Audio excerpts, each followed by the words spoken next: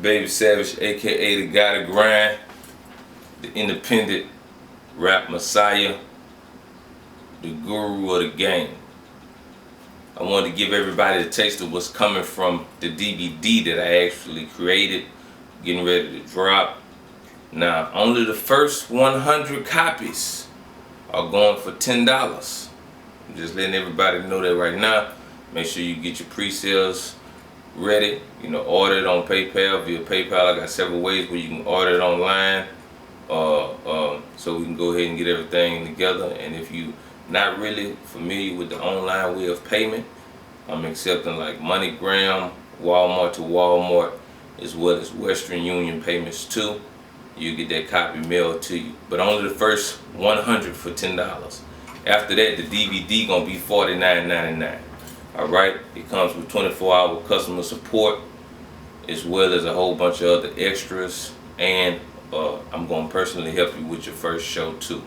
So it comes with a lot, but only the first 100 for $10. Now that we got that out of the way, the taste I wanted to give everybody was something I call M&M, which is minimizing and maximizing.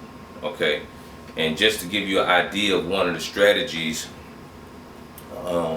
talking about, I was actually when I first started dealing with my homie Lil Flip, and I used to have to send him payments, and with when I was doing the transactions for a lot of the booking, when you send over $500 with Western Union, it was like $50 back then. I think it's still $25 now. I think they changed the policy because of Walmart to Walmart going so low. But anyway, just giving you an example. Well, after I do 100 transactions and I've paid that transaction fee for $50, 100 times 50 is $5,000. So I just spent $5,000 in transaction fees, right? So I thought a way to minimize that, which was getting a PayPal account. So now I could transfer money for 37 cents. And when you add up 100 times 37 cents, now we're looking at like $37. So it makes a lot more sense for me to pay $37 over the period of time for these 100 transactions than paying $5,000. And I hope y'all following me. If you didn't get that, please rewind so you can understand that. So basically, I saved myself about $4,900. It's actually $4,963 to be exact. I just did that in my head. I'm good at math. So anyway, that was one of the ways where I minimized that, and I allocated that other $4,963 towards something else now. Like that could have bought numerous of things. I'm pretty sure a lot of people could think of things to do with $4,963. Might as well round it off to the nearest tenth and say $5K. Okay, so then back in 2013 was a year where I used to spend $150 for 5,000 flyers. And if a lot of people who've been dealing with me, they know now I do tickets instead of flyers. And the reason why was because at the end of my annual report, where I added everything up, and I did over 300 shows, where I capped it off and I rounded it off to 300 shows, and I said 150 times 300, that's $45,000 that I spent on flyers. So I was like, how can I minimize that? So I started doing Facebook marketing and creating Facebook flyers, which saves me a lot of money. Instead of putting the artist's pictures on the flyers, now I put their pictures on the tickets, and I give them a digital flyer, which when I promote, I actually could reach more people because I have software, as you see the computers and stuff in the background, and I could reach over 10,000 people a day. And you got to understand how this is all minimizing and maximizing, because when I got the flyers, I had to use time to go out and put them out. If I wouldn't put them out myself, I had to have my street team put them out. Had to pay them. Still and so with gas being spent wherever I'm going to put out the flyers or whatnot. So I mean, it was a lot of different things within that made me spend more money when I was actually putting out the flyers. So it was actually more than $45,000 because we didn't include the gas, travel expenses and stuff like that. You know, when you're going places, you eat more, you might see something you want, so you might spend more. So it's a lot of things that could be incorporated into that. I'm pretty sure it was well over $60,000-$70,000 that I spent just on that, but just including the flyers, it's actually $45K. So when I minimized that cut all costs, and I started doing tickets. Well, when I started doing the tickets, it went to like $45,000 a year. Now it's about $500 a year with the tickets. So basically, I'm saving $44,500 each time. I minimized the cost, maximized my profits, allocated that money towards something else, and now it's saving me a lot of time and it's more efficient. And when you're dealing with business, that's definitely something you want to do. You want to continue to try to figure out ways where you can minimize and maximize. And in order to do that, you got to sit down, plan, and strategize. That's the only way it's going to work, you know. Another thing that I started minimizing and maximizing on was with the bookings. Because by me, I'm if a lot of y'all know me, I'm actually a promoter and a rapper and a booking agent and a manager. So I take on a lot of positions, and I took on all those positions for myself because early in the game when I was trying to deal with certain artists, maybe trying to get a verse and the verses was too high because the manager was trying to bust my head. When I dealt directly with the artist, he did it for my budget. And that kind of, you know, made me see the game a little bit different. So I wanted to take it a different way, and I told myself that I'd rather manage myself. So when people want to spend money with me, I can accept it or reject it. And the type of person I am, I don't care what it is, I always accept it because I understand that artist perspective of saying, this all I got. Now, he might have more, but he got something to do with the rest. But this is his budget. And whatever your budget is, I'm the type of person, let's rock. That's what I do. So anyway, a lot of the artists, back to the minimizing and maximizing of the booking, they want 50% down. So I came up with a strategy for myself where I started taking 10% down, especially if the date was 30 days or more away. And with me taking 10% down, I gave them 30 days to pay the balance of the percentage. Well, that 10% wasn't included in that 50%.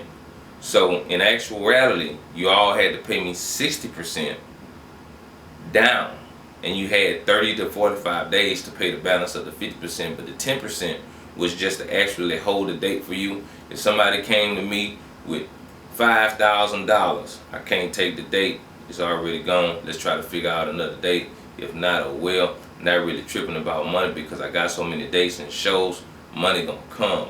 And a lot of artists, when I started dealing with them, they didn't understand it. They was like, well, I don't want to hold this date because somebody else may want this date. Okay, well, how many shows you doing? Okay, no, ain't nobody gonna want that date. Stop playing yourself, okay? You know, it's a different time and era, and now you gotta adapt to the times. You gotta conform, or else you're gonna be ostracized by society.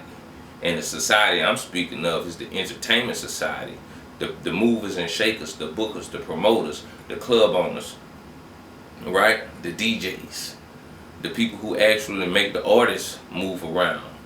Of course, that's for the artists who not like me, because I'm an artist who I do all that for myself, so I don't need nobody to do that for me. But it's a lot of artists.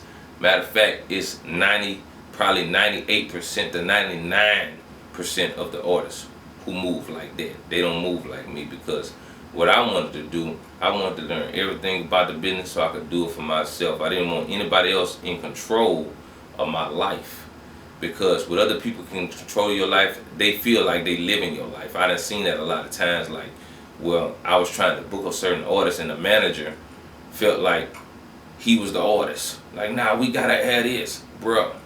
Okay, ask him will he take that. How you know he won't take that? Or you don't want him to take that because you don't feel like you gonna make the right percentage. You know what I'm saying? Like you done did all the hard work for this artist to build his career up over the year. Now you just have a title, and you misusing your title, because if you're a real manager, your job is to actually do what's best for the artist, not what's best for yourself.